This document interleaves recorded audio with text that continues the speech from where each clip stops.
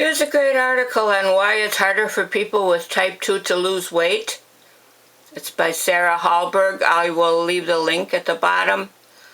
Insulin is high, and insulin is a fat-storing hormone.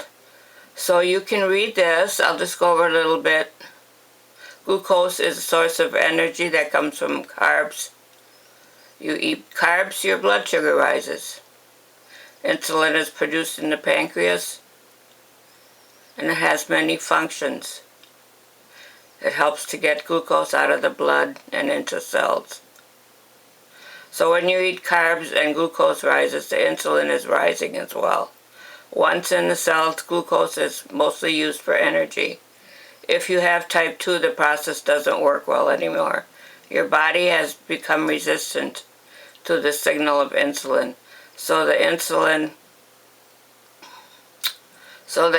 isn't as effective. That's how you end up with high blood sugar after carbs. Your body needs to do something because that's dangerous. So your body produces more and more insulin to try and get the job done.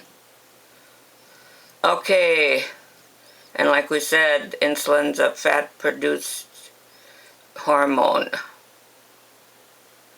Reason number 2, eating patterns often backfire by keeping you hungry and keeping your blood sugar high. That's why you might have, after you eat carbs, you have a high, and then a couple hours later you have a low. You probably have been advised to eat your carbs and eat enough to keep your blood sugar up. Confusing, right? That's because your body is producing more insulin because it thinks you're starving itself. And that produces a blood sugar roller coaster. And medications can drive weight gain. Insulin that has been prescribed for you, whether delivered by injection or by pump. That's why a common side effect of prescribed insulin is weight gain. Another class of medication, sulfonylureas drugs, work by stimulating the pancreas to produce more insulin. And once again, more insulin in your body means more fat storage and more weight gain. And here's a chart. You can look at the solution.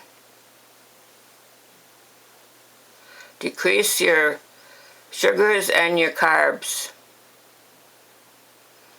Insulin resistance, referred to as carb intolerance, because the carbs are consumed by someone who is insulin resistant.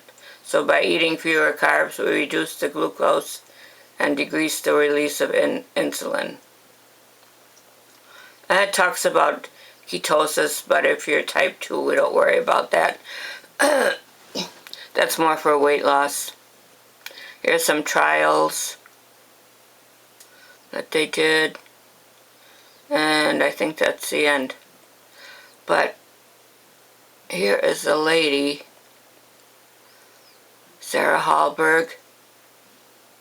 She has some great videos on YouTube if you're just starting out and you're confused. But sadly, she has passed away from cancer not too long ago. And she was a great advocate for type 2 diabetes patients. You can find her story on YouTube by looking up her name. But reread this article and you will know why type 2s struggle with weight loss. And that's me. I lost 25 pounds and then I stalled. Alright, thanks for watching. I'll see you next time. Have a great day. Bye.